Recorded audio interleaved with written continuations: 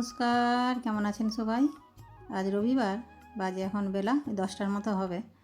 সেদিনকে লেরো বিস্কুটগুলো তো খেয়েছিল গোপান, সঙ্গীতাও পরে খেয়েছিল, ওদের খুব পছন্দ হয়েছে। সেই জন্য আজকেও হচ্ছে যে রুটিওয়ালা আমাদের পাড়ায় যে এসেছিল, একটা প্যাকেট নিয়েছি। আর আজকে হচ্ছে যে চানাচুরের বদলে কিছুটা ঝুড়ি ভাজার প্যাকেট নিয়েছি। এই ঝুড়িটাও বেশ খেতে ভালো সুন্দর লাগে খেতে। চলুন, এগুলো ডিবের মধ্যে এখন ভরে ভালো করে রেখে দিচ্ছি। এবার কাঁচাকুচি আছে, কাচবো চারটি। এই যে আবার চারটি কাচাকুচি করে নিয়ে এসেছি। রোদ খুব একটা বেরায়নি, তবু মেঘলা মেঘলা ওয়েদার তো, হালকা একটু রোদের তাপ আছে। আর এই যে এই শাকগুলো কাটবো, এই শাকগুলো ভাজা করবো আজকে। চলুন এগুলো মিলে দিয়ে শাকটা কেটে নিচে যাই। গোপাল পড়ছে, ওদের পড়াতে এসছে। এই পুঁই শাকগুলো দারুণ সুন্দর হয়েছে।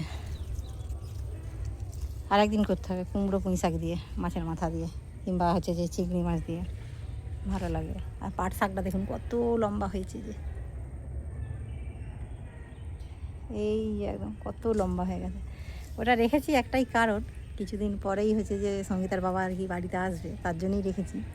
একবার তুলে ভাজা করে দেবো, তারপরে পুরো পাট শাক আবার হচ্ছে যে উবড়ি দিয়ে আবার নতুন কোনো শাক বুনবো, সেই জন্যেই আর কি রেখেছি। থাক, চলুন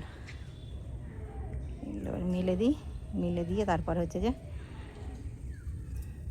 শাকগুলো কেটে নিয়ে যা রান্না করবো।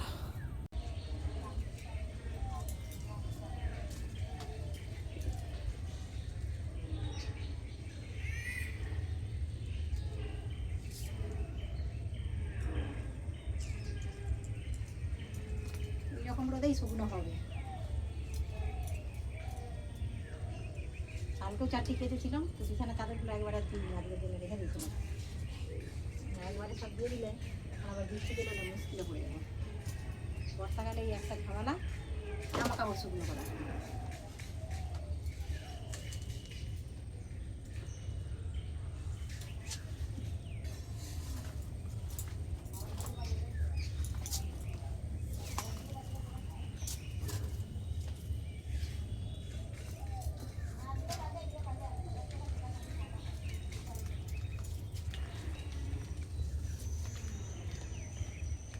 কালকেও অনেক কাচাকুচি করেছিলাম, কিন্তু এই বিছানার চাদরগুলো রেখে দিয়েছিলাম, আজকে কাচলাম। একদিনে হলে অনেকটা চাপ পড়ে যাবে। দাঁড়ান, একটা পাখি ডাকছে ওই যে জাম গাছের ডালে। আগে যেরকম সেই শালিক পাখি দেখা যেত, এখন শালিক পাখিগুলো খুব কম দেখা যায়, এই পাখিগুলোই বেশি দেখা যায়। শালিক পাখি দেখা যায় না বললেই চলে। চলুন শাকগুলো কাটি।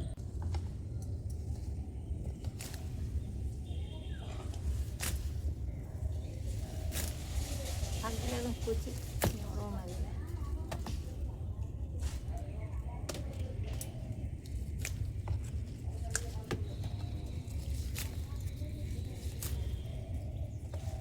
আবার গজি যাবে কদিন পরে। এই ওই এক আটির মতো হয়ে যাবে, যা হয়েছে এইগুলো হলেই হয়ে যাবে। চলুন, এই যে আজকে নিয়েছি মাছ, এটা কাতলা মাছ, তবে পুরোটা নিইনি, কাটার হাফ নিয়েছি। পুরোটা অনেকটা ছিল, প্রায় 1.5 কিলোর মতো, তারই হাফ নিয়ে নিয়েছি। আজকে মাছবেলাও সকাল সকাল চলে এসেছে। আজকে হচ্ছে যে মাছের যে অর্ডার ছিল দেওয়ার জন্য, তার জন্য তাড়াতাড়ি চলে এসেছে। আমাদের পাড়াতে যে মাছওয়ালা আসে মাঝে মাঝে, তো মাছ নেই, আপনাদেরকে দেখিয়েছি, তার কাছেই মাছটা নিয়ে নিয়েছি। মাছটা ফ্রেশ আর সুন্দর, সেই জন্যই নিয়েছি। চলুন বাকিটা ফ্রিজে রেখে দিয়েছি। এদিকে 3 পিসের মতো নিয়ে নিয়েছি, আর ওদিকে কিছুটা কাঁকরোল কেটেছি। কাঁকরোলটা করবো ভাজা, আর মাছটা করবো একটু কালিয়া দই দিয়ে। আজকে হচ্ছে যে পেঁয়াজ, রসুন, আদা আর শুকনো লঙ্কাটা একসাথে মিক্সচারে বেটে নিচ্ছি। এই যে মিক্সচারে হচ্ছে যে এই শুকনো লঙ্কাটাও একসাথে বেটে নিলাম, বেশ তরকারির কালারটা খুব সুন্দর আসবে, সেই জন্যই আর কি। লঙ্কা শুকনো গুঁড়োর থেকে এই বাটাটা হলে কালারটা বেশ ভালো আসে। এদিকে দইটাও নিয়ে নিয়েছি, ছোটো চামচের 3 চামচ নিয়ে ওটাও ফেটিয়ে রেখে দিয়েছি। এদিকে এবার বসিয়ে দিলাম রান্না। আজকে যেহেতু রবিবার, সাধারণত রবিবারে মাংসই রান্না হয়, তবে কয়েকদিন আগে এই কদিন পর পর মাংস খাওয়া হয়েছে, মোমো, তারপরে হচ্ছে যে একদিন কষা ঝাল করেছিলাম, একদিন গন্ধরাজ করেছিলাম, সেই জন্য আজকে আর ইচ্ছে হলো না। আজকে ইচ্ছে হলো একটু মাছের হচ্ছে যে একটু তেল ঝাল করবো, সেই জন্যই আজকে মাছটা নিয়ে নিয়েছি। ওদিকে ভাতটাও বসিয়ে দিয়েছি, তবে মাছটা খুব বেশি কড়া করে ভাজবো না, একটু হলে যে একটু মানে হালকা হালকা ভাজবো আর কি। এই যে ঠিক এইরকম মিডিয়ামটা ভাজলাম। টাটকা তাজা মাছ তো বেশি কড়া করে ভাজলে আবার মাছের স্বাদ থাকে না। ফোড়নে দিয়ে দিলাম গোটা গরম মশলা, আর হচ্ছে যে গোটা জিরে, আর বেটে রাখা মশলাটা দিয়ে ভালো করে কষিয়ে নিলাম। এই যে তার মধ্যে দিয়ে দিলাম একটু হলুদ গুঁড়ো, জিরে গুঁড়ো আর ধনে গুঁড়ো। এবারে হচ্ছে যে ফেটানো টক দইটা দিয়ে দেবো। দিয়ে দিলাম ফেটানো টক দই। এই রান্নাটা ঠিক কাতলা কালিয়া বলবো কি হচ্ছে যে দই কাতলা বলবো, সেটাই ভেবে পাচ্ছি না। চলুন যা হোক বললেই হবে, তবে ভালো লাগে টেস্টটা। আগেও রান্না করেছি। দিয়ে দিলাম পরিমাণ মতো জল, তাতে এবারে স্বাদ মতো নুন। এবার এই যে ঝোলটা ফুটে গেছে, দিয়ে দিলাম ভেজে রাখা মাছগুলো। এবার 2-5 মিনিট একটু ফুটিয়ে নিয়ে এবার দিয়ে দেবো উপর দিয়ে চেরা কাঁচা লঙ্কা। ওরা তো কাঁচা লঙ্কাটা খুব কমই খায়। এই যে একদম গ্রেভিটা করেছি, কালারটা দেখেছেন খুব সুন্দর এসেছে, ওই যে লঙ্কাগুলো বেটে দিয়েছি সেই জন্যেই। চলুন এটা এবার এদিকে নামিয়ে রেখে দিই। ওদিকে কাঁকরোল ভাজাটাও বসিয়ে দিয়েছি যাতে তাড়াতাড়ি হয়ে যায়। এবার এদিকে কড়াটা পরিষ্কার করে ধুয়ে শাক ভাজাটা বসিয়ে দিলেই হয়ে যাবে।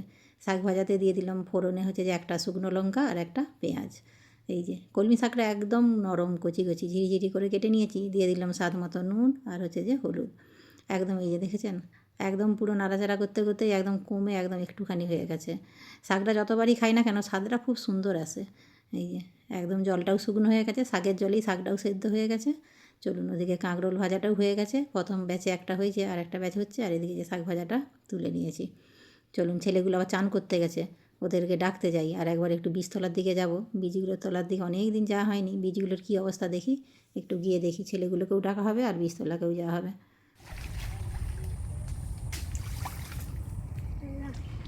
কি হচ্ছে তোদের, কখন এসো চান করতে? এ ছাতা নিয়ে কোথায় গেলি গো? মাঠকে গরু আনতে। এই বীজগুলো ভালোই বড় হয়েছে, পাতলা পাতলা হয়ে গেছে আর কি, বৃষ্টি হয়ে নষ্ট হয়ে গেছে। কী হয়েছে মা, কোথা হাম্বা? ওইখানে বাঁধা আছে, ওকে এখনো দিয়ে যায়নি না, জড়ি গেছে। আচ্ছা ওই জন্যই যেতে পারেনি নাকি, জড়ি গেছে বলে না, বাঁধা আছে, বেঁধে রেখেছে। থাক তাহলে খুলবো নি, জড়ি গেলে ছাড়ি দিতে হবে। বাঁধা আছে, আবার যদি বকে কার বীজতলা মারাবে কী করবে, থাক। কী হয়েছে এ, কী হয়েছে? নিয়ে যায়নি? আচ্ছা নিয়ে আসবে এক্ষুনি। মা চলে গেছে, তোমাকে নিয়ে যায়নি? এক্ষুনি নিয়ে যাবে, দাঁড়া বলছি আসতে। ওই যে ওই বাছুরটির মা ওইখানে বাঁধা আছে, ওকে ওই জন্যে রাস্তার ধারে বেঁধে রেখেছে।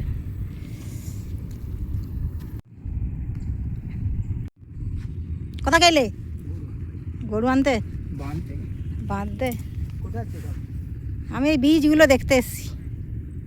আমাদের বীজগুলো এর থেকেও একটু বড় হবে, কেন কয়েকদিন আগেই ফেলেছিলাম এদের থেকে। তবে রাস্তাটাই যা কাদা, এখন আর যাবো নি, থাক অন্য এক সময় বিকেল টাইমে গিয়ে দেখবো হলো। চলুন বাচ্চাদেরকে তুলে দিই, ওরা চান করেই যাচ্ছে। আর ওদিকে একটা পার্সেল এসেছে, সঙ্গীতা গেছে পার্সেলটা আনতে। চলুন দেখি।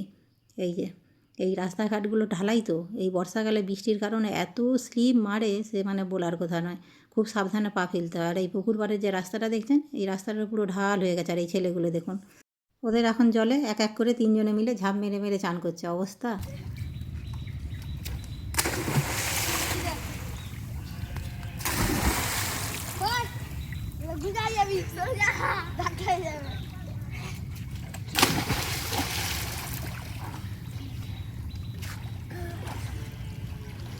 সাঁতারে একদম ওস্তাদ।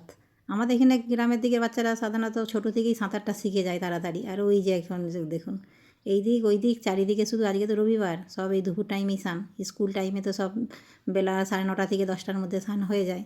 আর এই যে দেখুন, এই যে রাস্তাটা স্লিপ করে বর্ষার কারণে, এইদিকে ওরা হাতে করে একটা ব্রাশও এনেছে। ওরা নিজেরাই হচ্ছে যে প্রত্যেক দিন পরিষ্কার করে, প্রত্যেক দিন পরিষ্কার করে নিজেরাই স্নান করে, যাতে না স্লিপ হয়, কেননা নিজেরাই তো পড়বে, সেই জন্যই আর কি। চলুন।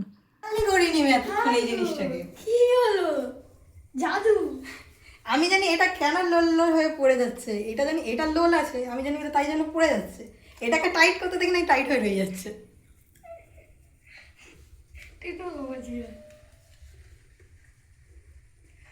এই তো টেকনোলজি, আবার ভিডিও করবো।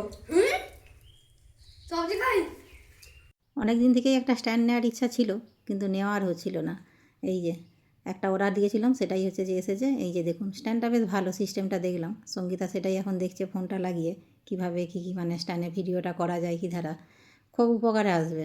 আর হচ্ছে যে এই কদিন পরেই তো হচ্ছে যে আমাদের হরিশপুর মাঠে খেলা আছে। খেলার সময় বিশেষ করে লাইভ ভিডিওগুলো যখন করি, তখন হাতে স্ট্যান্ডটা প্রায় 1.5 থেকে 2 ঘন্টা সময় লেগে যায়, তো তখন প্রচুর কষ্ট হয়, সেই জন্যই নিলাম আর কি।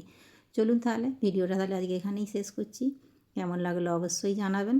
আপনারা সুস্থ থাকবেন, সাবধানে থাকবেন। দেখা হবে অন্য কোনো ভিডিওর সাথে। আর যদি ভালো লাগে একটা লাইক করে দেবেন।